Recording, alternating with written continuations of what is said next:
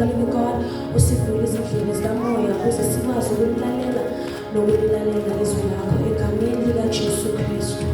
Amen.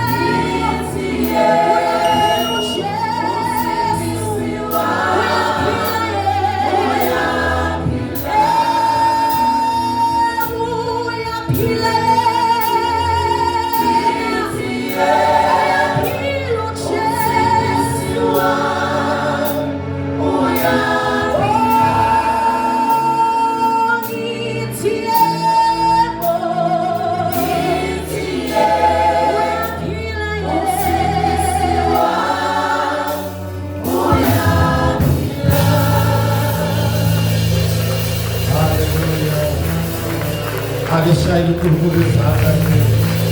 Hallelujah. Glory be to Jesus. Hallelujah. God is good and all the time. Let me take this time once again and greet the leadership of the church, all the elders, all the deacons, all the departmental leaders, in the wonderful and the mighty name of my Lord and Savior Jesus. Amen. And I want to say to those who are coming for the first time, thank you for coming. We love you. Hallelujah. Especially this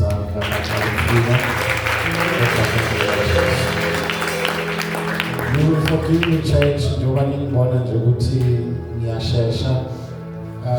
because I am told by Abu Baba there's an event coming live Hule Charity, not in the hall, la Hule Charity. Manje ngubabone order ongazwani nesipithiphithi.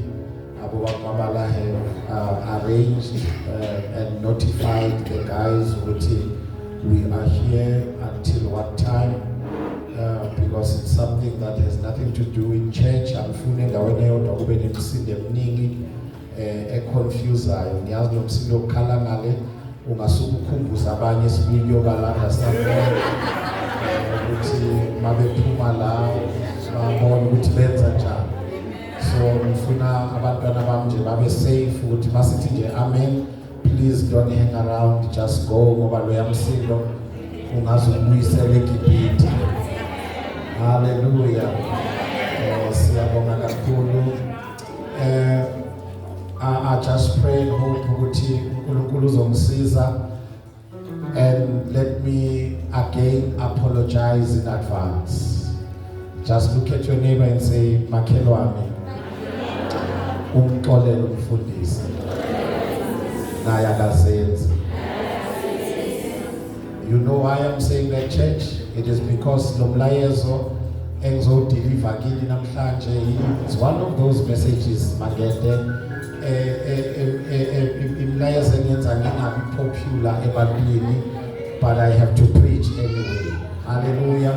Ile mlayezo enyenza ngingabi umfundisi othandekayo, ngingashayelwa izandla, uzomuzwa no amen wakhona akusulo simjwayele. Yilo amen onciphayo, kodwa ngicela ukuxolisa in advance and ngithi kuwe I love you so much. And ngicela masiphuma la sibingelelane.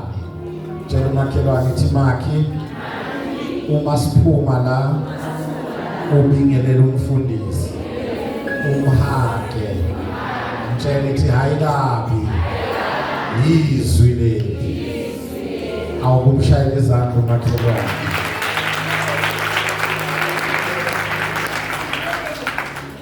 Uma ngibuya kwi-conference i-launch ebase Centurion after the 10 days here, a crusade. Ngomsombuluko wakhona I had a divine visitation. Gilele ebusuku, and God said to me, He is moving us to the next level, the next dimension. And what uNkulunkulu kimi ucela ngimenzele into eyodwa. He wants me to have self-control.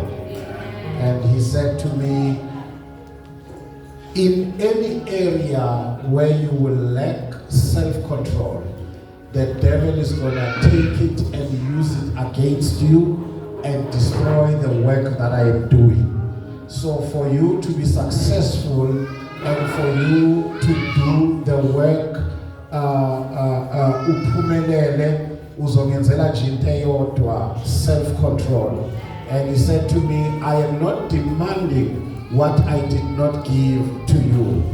Tell my Sunday school teacher sangisize lapha emuva wathi lento engiyifuna kuwe ingoba ngikunike yona. Then he gave me a scripture from Galatians 5 noma angeke sisifunde sona, and from 21, and mangithi ngiyasibuka sithi the work of the Spirit, sakhuluma about the fruit of the Spirit. Sakhuluma about the work of the flesh. And the fruit of the Spirit, one which I discovered, was self-control. Ngoba bazalwane kukhona izinto uNkulunkulu angeka kunqande kuzo. He will allow you to go, but there will be consequences. uNkulunkulu angeke emazulwini azokuvimba ukuthi mntanami ungangeni lapho. He will allow you because he created us to have free will, and akasenzanga amazombi to control us, but wasefaka into kithi ebizwa ngokuthi ngumoya oyingcwele okunguye osipha amandla ukuthi makumele ungene la kungamelanga ungene khona ukwazi ukuzibamba. Are we together bazalwane? Then kwadlula makuzoba uLesithathu after the conference, umakuzoba ngoLesithathu ebusuku, I even woke up ekuseni, I shared with my wife, angigcinanga lapho because I was a bit confused. I even went to the bishop, Sabbath meeting, I gave him what God is saying to me, and ngifuna ukuzwa yena njengobaba ukuthi uthini, because 3 times ngilele ebusuku I heard an audible voice saying to me, wake up and read Luke chapter number 12, verse number 1. And ngal-ignora lelo zwi, labuya futhi okwesibili lathi ngithi vuka ufunde uLuka chapter number 12, verse number 1. Ngaqhubeka ngoba bengikhathele kumnandi ukulala, and he came for the 3rd time.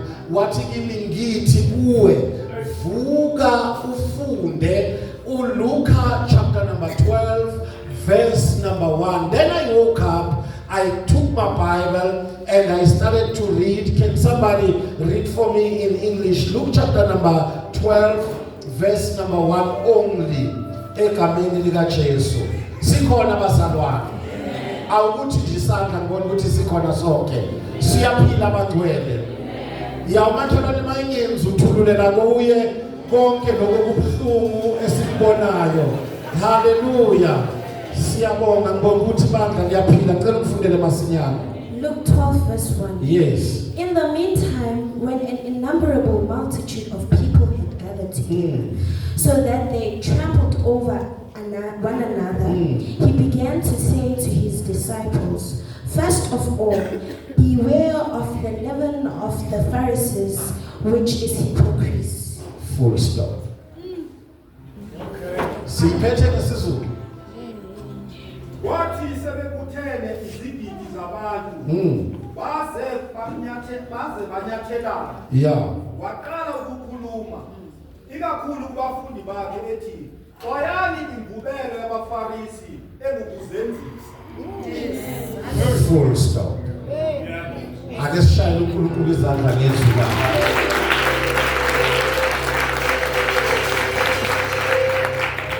I tried nami to understand ukuthi uthini uNkulunkulu.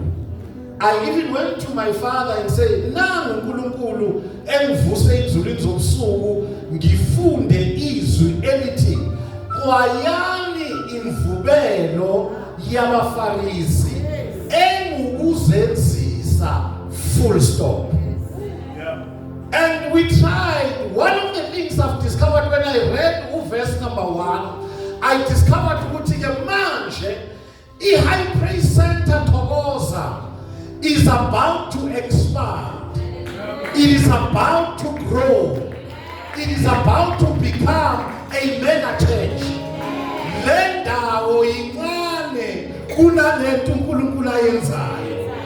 Ngoba uthi it was now time where there was multitude of people and the bebekala nokunyathelana.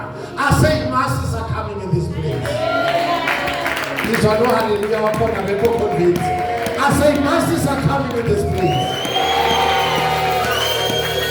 I say the people that are coming, we are not going to have room enough to accommodate them. I say then now, because we are growing. Hallelujah. But ekukhuleni kwethu kunesixwayiso.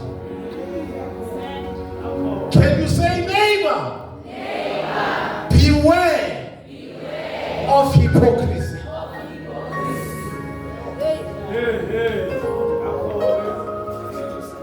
What is hypocrisy?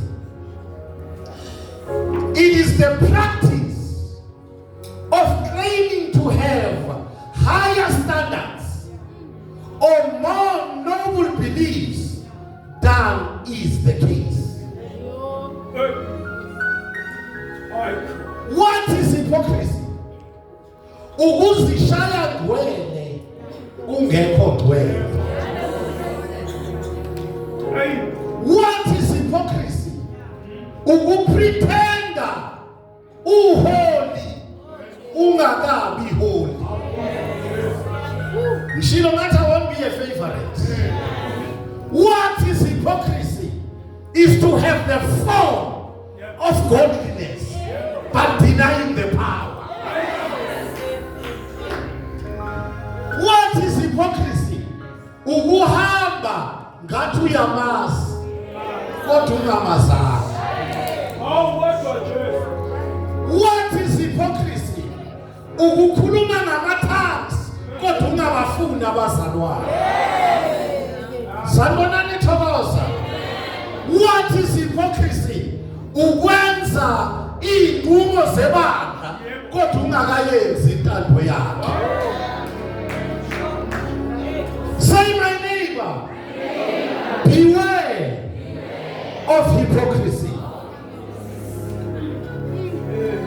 Umibandla likaJesu likhula lithi iBhayibheli ubheka the 12 abalala ubuka icabinet uthi madoda xwayani imvubelo yabafarisi ukuzenzisa. Inkinga ebandleni sinama-actor. Kunabantu besibaya ne-generation nomvango abagwelela. They don't mind even to mind ama-punks. Bengakamamukeli umoya wegcwele.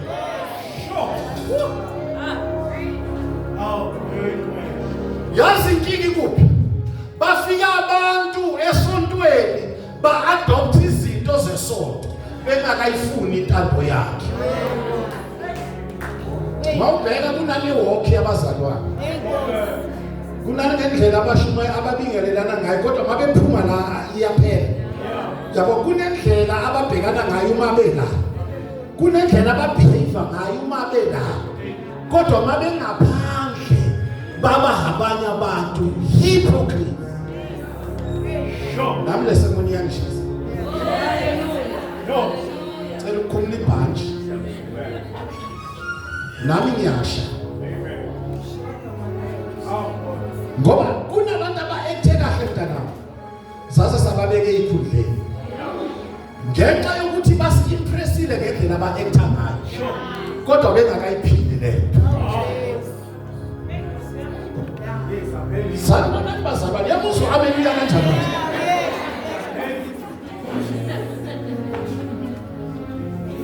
Kodwa wamithi ukuthi sengiza la ehleli khona. Sengiyasondela la uhleli khona, sengiyasondela. Hayi sengiyasondela. Sengiyasondela mithi. Uke wababona abazalwane basebagqokile bephethe amaBhayibheli. Jesus. Kodwa inhliziyo inomoya. Somebody say hypocrites. Uxwayani imvubelo yabafarisi ukuzenzisa. Ngamanye amagama namhlanje ngicela ukuthi ngithi kuwe uma sikhala asikhale genuine. Kanti noma sidensa and rejoice in the Lord, asirejoice genuinely. Singadensi ngoba sibona abanye benza. Kodwa kufuneka abantu abazothi when I remember la uNkulunkulu angithathe khona.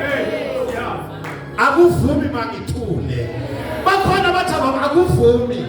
Bakhona bathi akuvumi. Uma ngicabanga izinto uNkulunkulu azenzileyo empilweni yami. ukuba inkosi umoya oyingcwele ubengemanga ngakithi.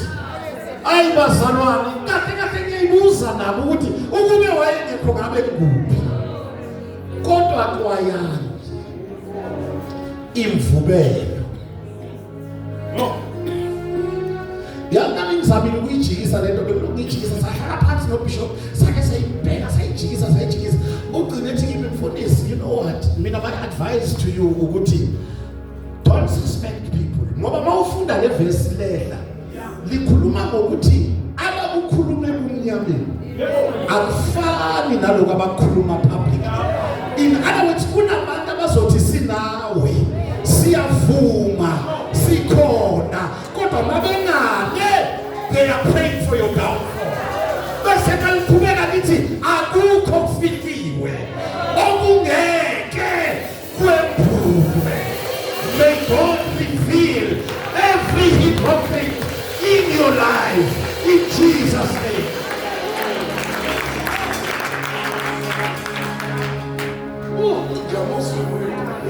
Nginovalo ngale ntshumayelo ngoba after this sermon kukhona abantu ocabanga ukuthi unabo uNkulunkulu azokwambulela ukuthi abekho nawe.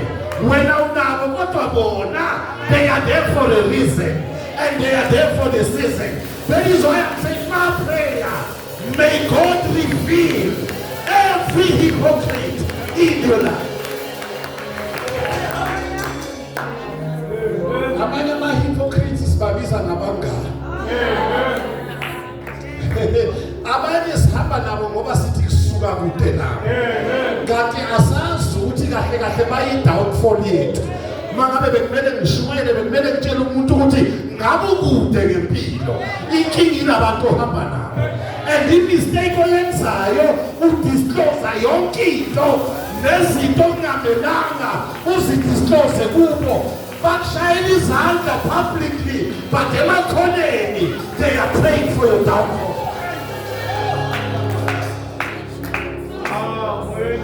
Beware of hypocrisy. Abanye baba ma-hypocrite benikela. Wena udabwe imali ukuthi abazalwane bayanikela ibandla liyakhuleka kanti emakhoneni awuthi makhelwa uhamba noba. Yabona namhlanje ngizoba njengomprofethi ngifuna uNkulunkulu akwembulela abantu ohamba nabo. Ngoba kunabantu ocabanga ukuthi uyabazi kanti awubazi. Kunabantu ocabanga ukuthi babekiwe empilweni ukuze bakuthwale kanti strategically babekwe isitha ukwenza sure ukuthi uyasabothajeka. The devil is a liar. Every hypocrite, I release fire in the name of Jesus. Every hypocrite in the name of Jesus. Abanye kufanele ungabavimbi ngoba bona behele. Kunomlilo bashisayo. Ngoba basendaweni engamelanga babe kuyo. Abanye basempilweni yakhe akumelanga babe khona. Sengiyathandaza moyo oyingcwele siza ibandla lakho. Remove everyone obekwe amadimoni ukubulala ibandla lakho. Ngegama likaJesu. Remove every hypocrite in the name of Jesus. Remove abantu.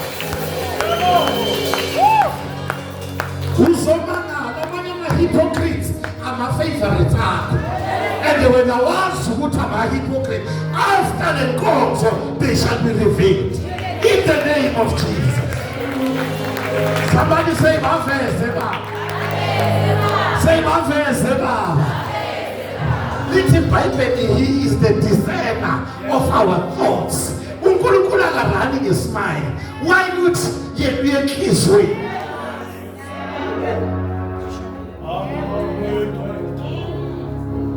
Ezinye izandla ngicabanga ukuthi ziyacoma kanti ziyapitshisa. Izandla zokuthi ufanele. The devil is a liar. Kubuhlungu ngoba amanye ama-hypocrites sizalwa nabo.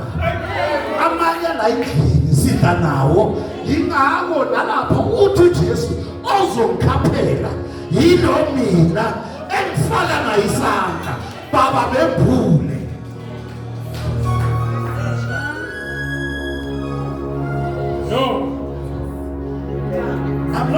be a favor.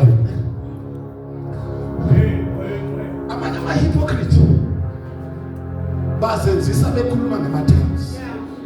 Ucabanga ukuthi lama-tongues we-edification kanti ku-athama ama-mysteries in the spiritual realm.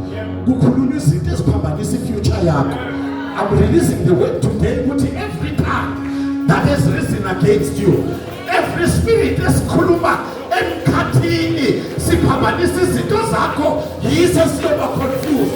I condemn every tongue in the name of Jesus. Yingaki iBhayibheli lithi hlolani imimoya. Ingathazwa ukuthi umuntu ukhuluma ngamathanga, akhulume ngamathanga kanti uyakalekisa. Mina ngicabanga ukuthi uyabusisa kanti uyakalekisa. May God reveal every hypocrite ngaphansi kwesitulo sakho.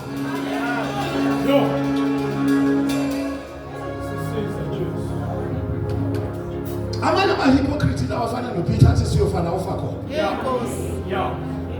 Mase kuqhamuka intombazane ithi nalo behamba naye athi angimazi. Amanye ama-hypocrite ayokuphika mhla isimo siba nzima.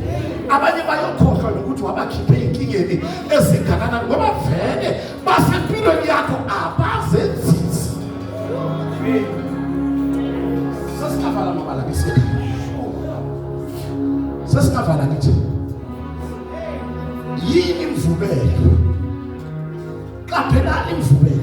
Yini imvubelo? Yes. Awugijima mntana uye kuMatthew chapter 16. Ungesabe nawe shalom.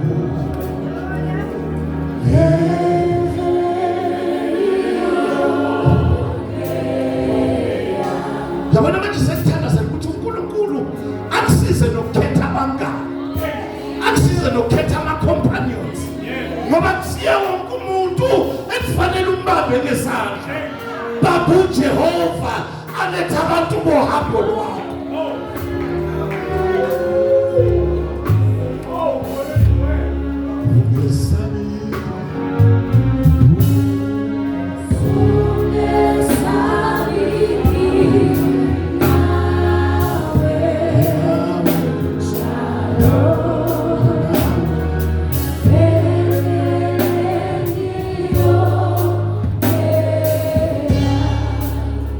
Matthew 16 verse number 12.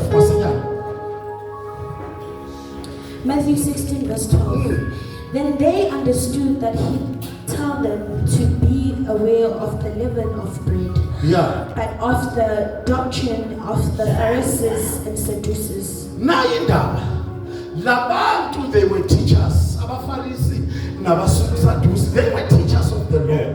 uJesu uthi kubo beware of the living. Bona bacabanga ukuthi yingoba bakholisa ekhaya. Mawufunda lencwadi kaMatthew, but mabehamba bayambulelwa ukuthi kahle kahle ngisho bathi beware of the living. He is talking about the doctrine. He is talking about isifundiso. Anganomanya ngizwa bazalwane. Isifundi, what is a doctrine? A doctrine is a belief or a set of beliefs held and taught by a church. Ngamanye amagama church uPaul make advisor uTimothy uthi rightly divide the word of truth. Ngamanye amagama interpreta kahle ama scriptures ngoba ma-interpreta manga you are teaching false doctrine. Enza nama-false doctrine enza abantu babukeke kabahle ngaphandle kodwa ingaphakathi ingashintshanga.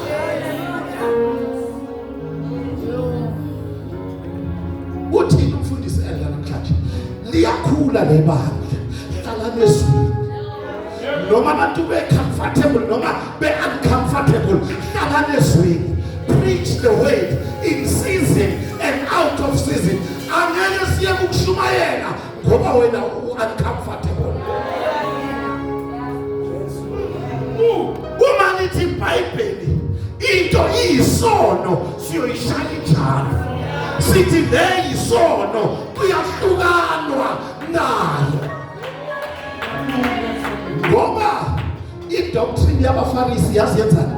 Yenza abantu babe bahle ngaphandle kodwa ingaphakathi. Bangathi ngabuyela kudala bogogo besacula bathi kukhona indaba. Akathi sayikhumbula gogo. Base bahlabelela abantu abathi kukhona engusona. Kungaphakathi. Awubheka umakhelwane ithi makhe. Ngabuzwani ngaphakathi.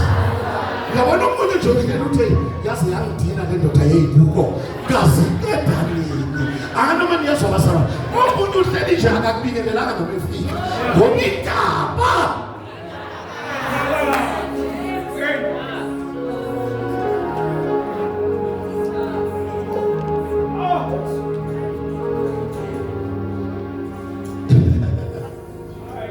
Mfuna ubheke lento. Imvubelo. Uthe uJesu lapha siqale khona kuLuke 12. Wathi iwukuzenzisa. Ngapha la sifunde khona kuMatthew. Uthi isifundiso samanga. In other words, uma sifundisa isifundiso samanga, siproduce abazenzisi. Ngoba bengenalo iqiniso elibageze ngaphakathi. Baba abaholi abazenzisayo. Bazenzisa nasemthandazweni. Bazenzise benikela. Bazenzise beworship.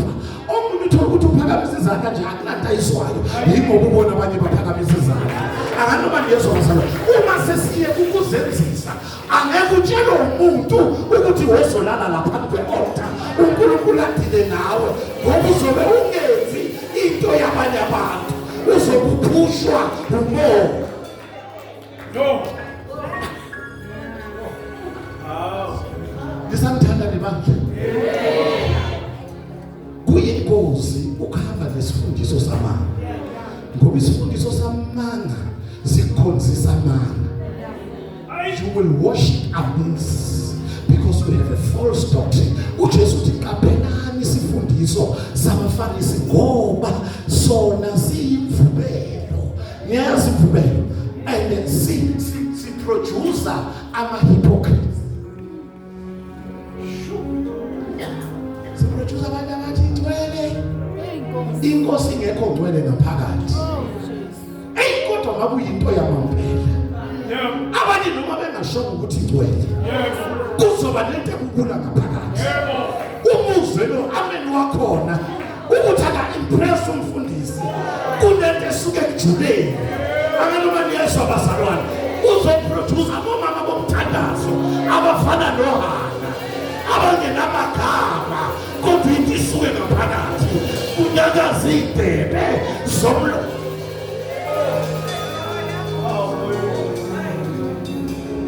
Say my neighbor, beware of hypocrisy.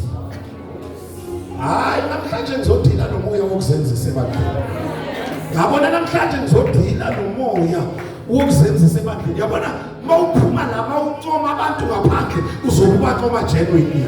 Hayi nokuncoma bokubalutha. Ubancoma hey Ntombi ngiyakubonga ubheka msakazi.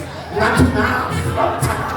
Kodwa anganoma niyakizwa bazalwane. uNkulunkulu akaphule into esenhlizweni yakho. When you say I love you, kuyobe kuphume ejuleni. Hayi uthando lwenziwa. Thando lwenziwa.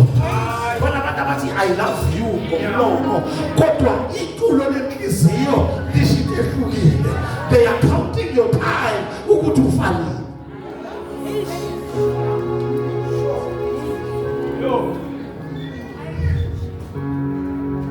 Yazi into ebuhlungu abanye baprethendelana behlala ndawonye beshadile.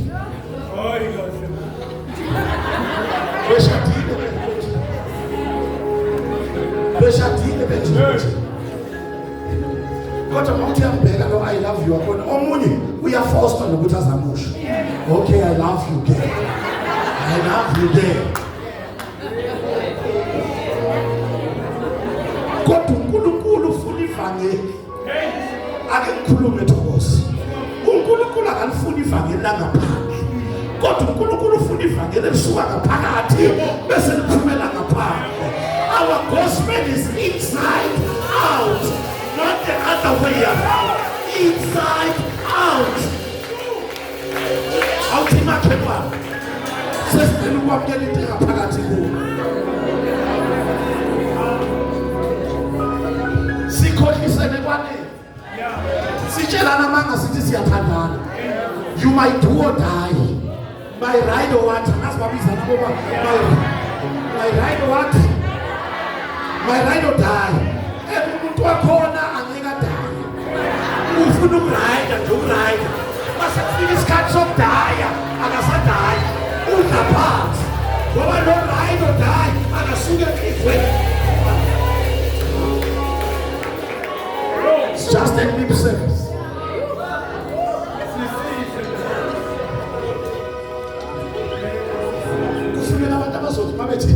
Lord, I love you. You are good. Lord, I love you. You are good. Lord, there it goes. You are good. Lord, I love you. Hypocrites. It's easy, elder, for hypocrites to sing this song when everything is going great. Bayakwazi ukuthi Lord we love you. Uma ama-fridge egolokuni. Uma bephilile emzimbeni. Uma ama-bank account ebukeka kahle. How many people who can stand and say, Lord I love you, while everything is going highway empilweni yabo?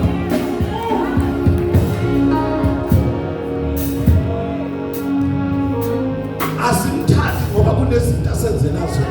Simthanda ngoba enguJehova, the creator of the heavens and the earth. Esaziyo ukuthi silanje kungumusa, ukuthi nani, it is not important. I praise him because I survive our day.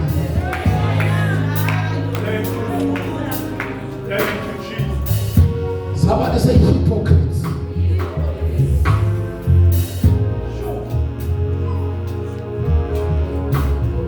Yabona uthini uNkulunkulu swami? Na noma nizo-exhorta la. Yekani ukuhlanganisa izifundo ezizovulela ihypocrisy. Izifundo ezithi hamuthi imali hayi umathanda. Mina ngizokutshela ukuthi hamuthi imali aqalile mathanda.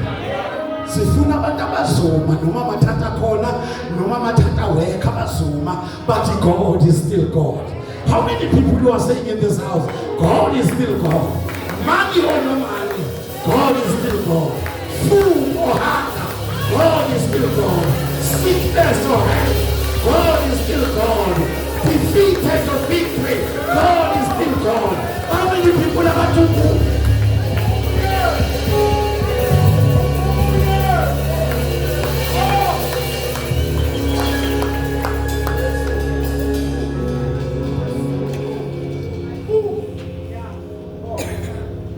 Ivangeli lokusenzisa. Ivangeli likufuna uNkulunkulu ngoba kunezinto ezitholayo. Kufuneka abantu abayofana noShadrach, Meshach noAbednego. Elithi iBhayibheli bathi lalela wenkosi lo esimkhonzayo unamandla okusikhipha kodwa noma ngabe.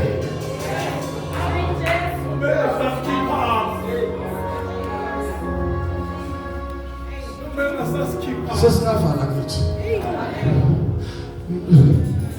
noma engasasibusisanga usenguye, noma kungasenama blessing usenguye, noma engasangiphindisanga usenguye. UJehova ngasemandulo.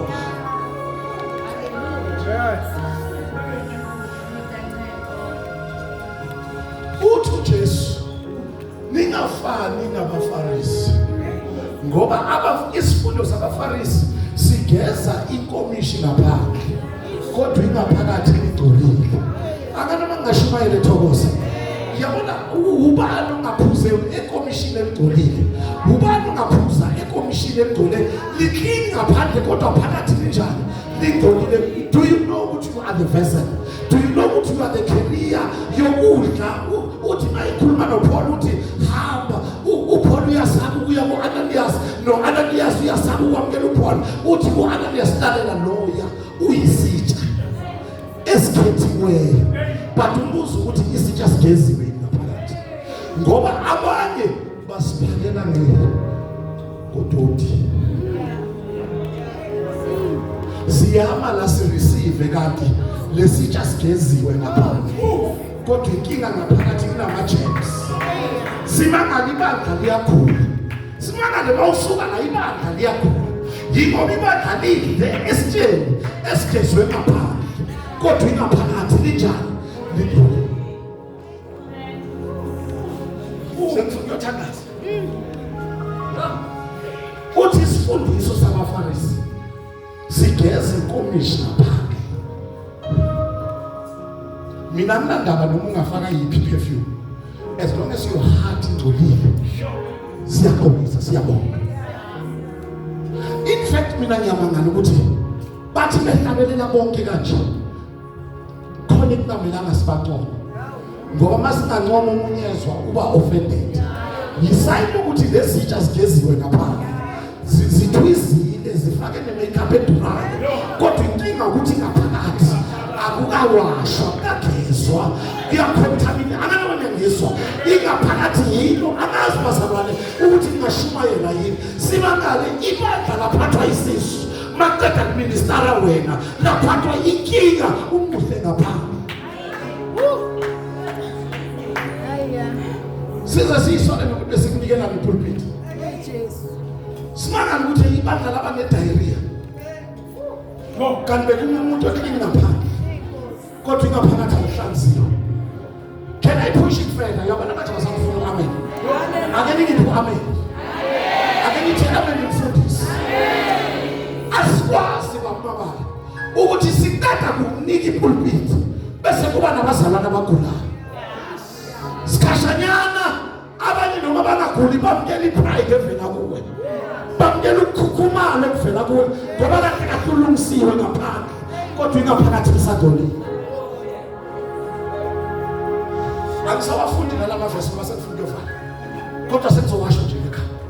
uJesu uthi ningafani nabaFarisi. AbaFarisi bafana namathuna. Amathuna kwa-Israyeli bekunalento abathi yi-whitewash. Yazi i-whitewash? I-whitewash ilento bebageza ngawo amathuna abe mhlophe. Uthi amathuna khona mawuwabhekile amhlophe kodwa ngaphakathi kuney'mbuzi. Uphendile amen manje akithi. Tell me if you want to tell amen pastor. Somebody shout amen. Somebody say amen. And the bawufundi kwathi kaNumeri lithi iBhayibheli. Ungahambi awufunde mntana nasemathuneni bekithathe ngisafunda. Ungabambi next okufileyo. Ngabambi lutho. Ndaba ngifuna ukuyovala manje. Numbers 19 verse 16. Yesimuzu uNkulunkulu ukuthi uthini? Because uthi bafana namathuna. Hey, ngike nawabona amathuna manje ukuthi mahle kanjani. Khona linye besikubona nonkosikazi ku social media ngathi umbhede. Molibheka nindluliwe. Elinye lifana nelika Joe Mafela lize linane dining room ne TV ne big screen lapha kodwa ngaphakathi. Noma ungambhala urest in peace ongaka. Umengayamkela inkosi yokuthula nakuthula kuyo. Amfunde mntana Numbers 19 verse 16. Verse 16, yeah. Whoever in the open field touches one who is slain by the sword, or who has died, or a bone of a man, or a grave, shall be unclean 7 days. He shall be what? Unclean 7 days. Yo. Awufunde ngesizulu baba. Yilowo nalowo othinta endle okulewe ngekele. Yeah. Noma isiduku, noma ithambo lomuntu, noma ithuna, uyakuba ngongcolile izinsuku eziyisikhombisa. In other words, the tomb, much as it looks clean on the outside, it was able to defile you when you come in contact. Cela usukume baba. Sesiyovala manje siyathandaza. Cela umela ubheke ibandla. Cela usukume baba.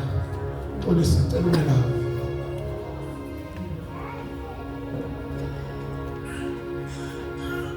Unumbers uthi ungathinti lutho kufile. Ungathinti nethambo lomuntu ofile. Ungathinti isitumbu. Ungathinti ngisho lethuna. Why uNkulunkulu uthi ngakuthinti? Because mawukuthinta you will be defiled. Uzodona. And it will take 7 days for you to be clean. Now, angithi ngiyambona ukuthi ugqoke kahle kanjani. Lo baba uyambona muhle uyamthanda. Inkinga ibe ngaphakathi.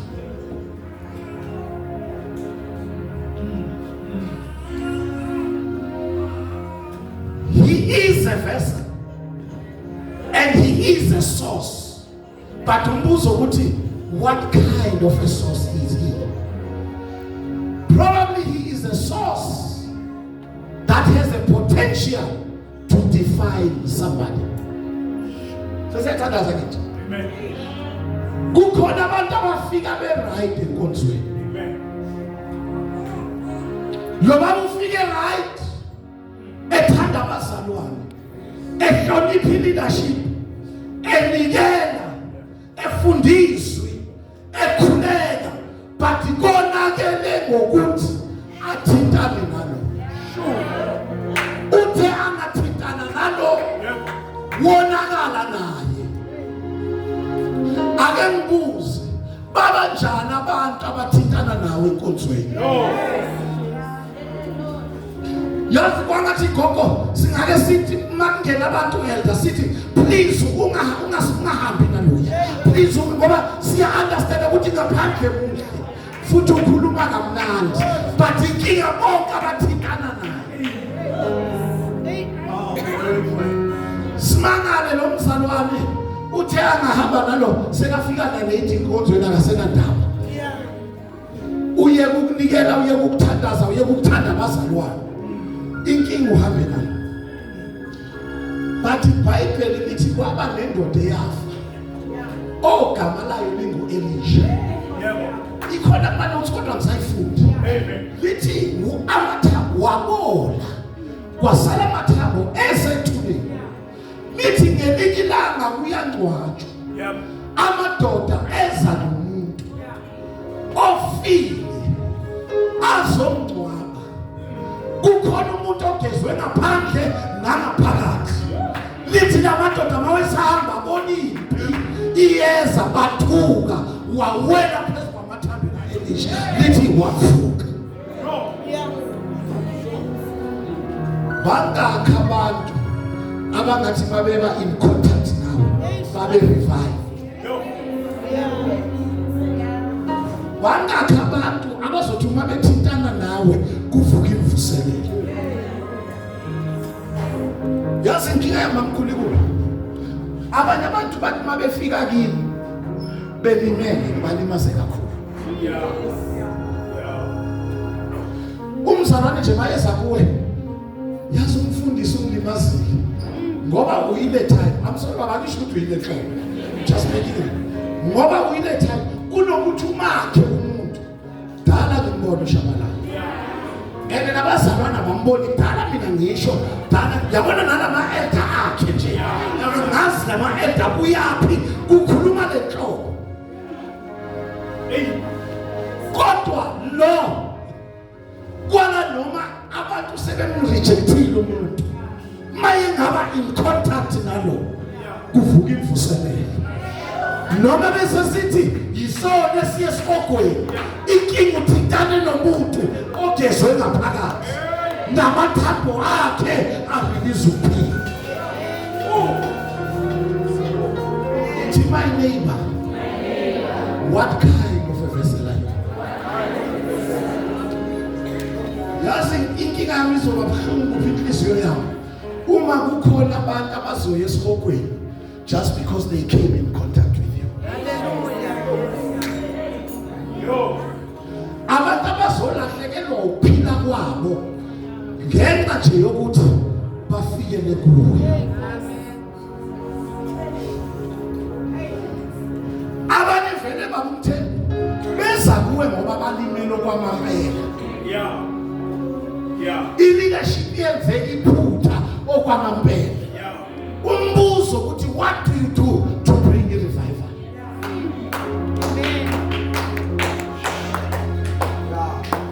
Baba, kuneminye imishado ngabi right, but inkinga umuntu owa-intervene kwayena ungcolile ngaphakathi. Nama-advisor wakhipha lapho awalethe ivuselele emshadweni. Ukwenzani ntombi? Wena soyahluleka yini ukujola? Angithi manje kujolela mshintshisele na. Fight fire with fire. Fire with fire. That I understand this can't be fire with fire. Maunga guli we are divorce. I'll pose it in my neighbor. What kind of a vessel are you? Yabona ma uyivesele right inkosi yami. Mina ngikutshela ngami ngishumayele ngithi uNkulunkulu uyabusisa ngibro. Inkinga ukuthi ngivesele nasizwa. Ngitshela abantu ukuthi lo uyasiza. Ngeqiniso. Umelusi siyamazi. Uma ngabe labantu engangibashumayela bebe straight bebezoza kimi bathi mfundisa usitshele wena una. Mabe bafika bathothi ngibro. When I broke, I still lifted up the name of the Lord. Ngakho ngizonza. Kulala abantu enda. Umzalwana afike limele. Umuzwa athi, uyazi ntombi. Nathi sesihleli nje. Ngoba nako asazi ukuthi ukwenza njani. Kodwa kube kuyahamba. Nami ngabe ngiya 10 kilometers away. Ngiyofuna ibandla engingakhonza kulo. Mina nje into eyodwa ngizokutshela mina mntana sekhaya, mawuthola ibandla, hamba. Many are churches out there, but it is hard to find a home. Yabona mawuphuma la, nala next door ibandla, but akulona ikhaya la. And uzozwa mhla ufika khona noma lingaba nobukhazikhazi libe nama big screen idlulelele. Kodwa uzozwa bonke taxi. Kodwa nomzalwane wami wake waphuma la naye sithi sisiza yena. Waduba sisiza yena kodwa nabo elder. Sisiza sithi lo mfana uyakutsotsa lo othi uyakuthanda uyakutsotsa. Musa uyazi baba umthembu. Sathi kuye lalela mfana ukuthi awuhlali la asindaba. Ngicela ukukhuluma nabakini. Kube yibo abakhululayo ukuthi sikulobole. Sekimi umfana ezotsotsa intombazane yakho.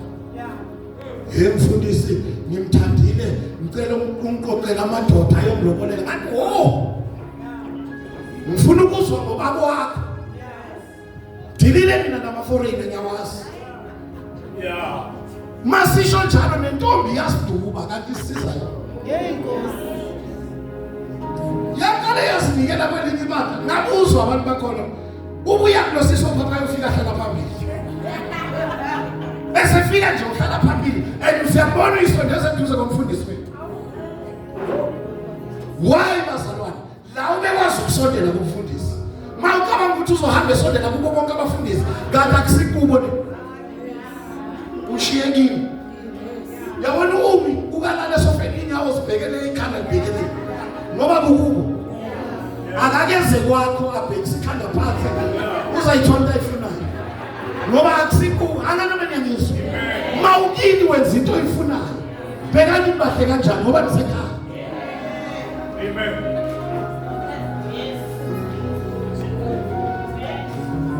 ake niye kwamanye amabandla anele nicabanga niyofika nishaya impembe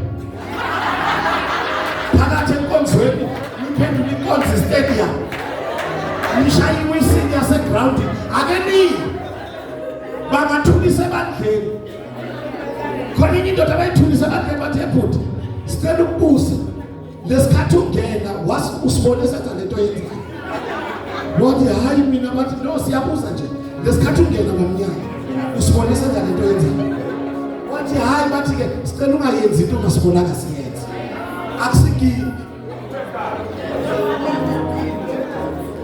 hayi but nakulama mkhulu noma nikule ingoma ethi umthwalo ususiwe nisithwalise wona ngenkani ize nisitshele bambani into sibathe Nkosi ithi le ngoma umthwalo ususiwe sithwalelana nami ngizwele ngithi mkami asithwala abantwana bethu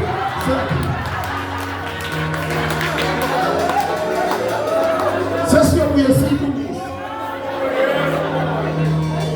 why kusekhaya ukile abantu abadlala ngathi isithwalisi noma imthwalo sayiphonsela eKalvari ize nithi baba sizobamba ngoba ningabantwana bethu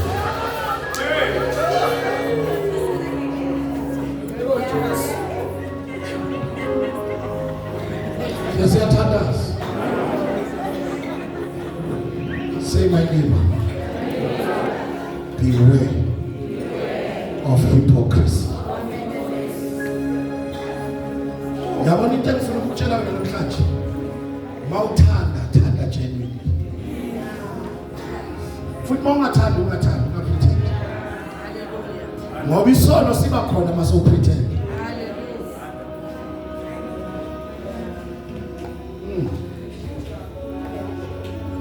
Yabakaza baba ukuthi uzokhonza nabantu la ngeke ubone post eyodwa into yenkonzo yakhe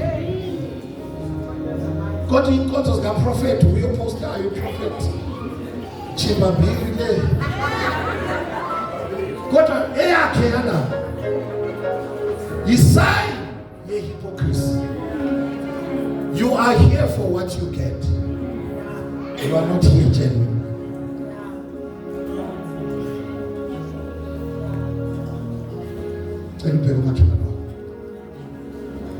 Say my name. I love you. From the bottom of my heart.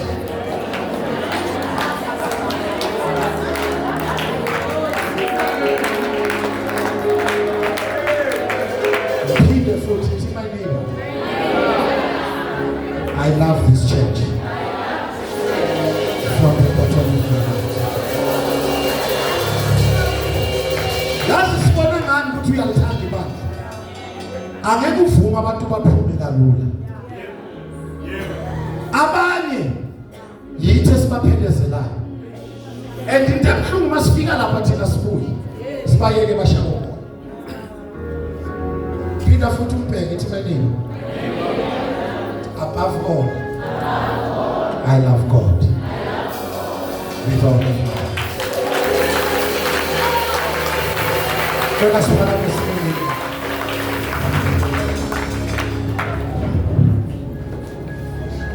Beware of hypocrisy. My prayer for you today, ukuthi uNkulunkulu akwambulele nabantu hamba ukwazi ukubona abagenuine nabazokutsotsa. Ngoba abanye bona bazokutsotsa mara ubu and laba bazokutsotsa bavele bakunqobe bese nawe uphelelwa amandla ukuthi no ashene indoda athi ngikuhlakile matsetse kwakhe akasho kanti usulimele. May God deal with the spirit of hypocrisy in His church. May He raise genuine worshipers. We need to love the Lord with all our heart, with all our mind, and with all our strength. And we must love our neighbors just as we love ourselves. That is true worship. And shall we conclude?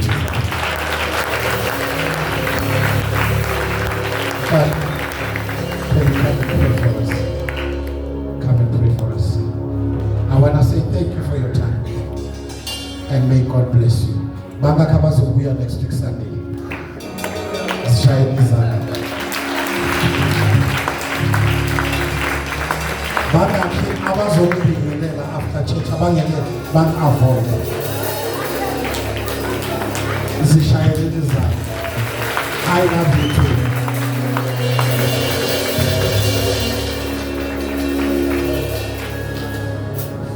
Let us pray. Mulimo Tate, Mulimo Moroa, Mulimo Moya o halalela ka lebitso la Jesu Kriste wa Nazareth. Re a leboga Mulimo matla ohle dijo tša moya. Re a leboga molaetša wa letšatši Mulimo matla ohle. Re a rapela Mulimo a ka re batamele ke batho bao ba nang le tše di botse tše di batla tliša maphelo a rena. Re a leboga Mulimo matla ohle ka molaetša wa letšatši la lekgono. Modimo wa ka re santšane re tlo kgaogana re ya mafelong a fapaneng. Modimo wa maatla ohle a e be le tla re maatlafatša Modimo wa mosale mogau ka mehla le matšatši la re šireletša go tše re di bonang ka mahlo le tše re sa kgone go di bona ka mahlo. Re a leboga Modimo wa maatla ohle a ke le mahlo a moya le ditsebe tša moya re kgone go kwa re kgone go kwešiša re kgone go bona re kgone go bontšiša. Modimo wa maatla ohle tšohle ka moka tše di botse Modimo wa mosale mogao di be gona maphelong a rena gobane ditsela di pedi. Modimo wa maatla ohle re kgone go bona le go kgetha tsela ya nnete tsela ya maleba tsela ya Modimo gobane Modimo o rile ke ena tsela le nnete le bophelo. Re a leboga ka mehla le matšatši a kgaogana le mogao wa Modimo e be gona maphelong a rena ka o sa fele lebitso le le maatla lebitso la marena le mophološi wa Jesu Kriste Modimo re a leboga.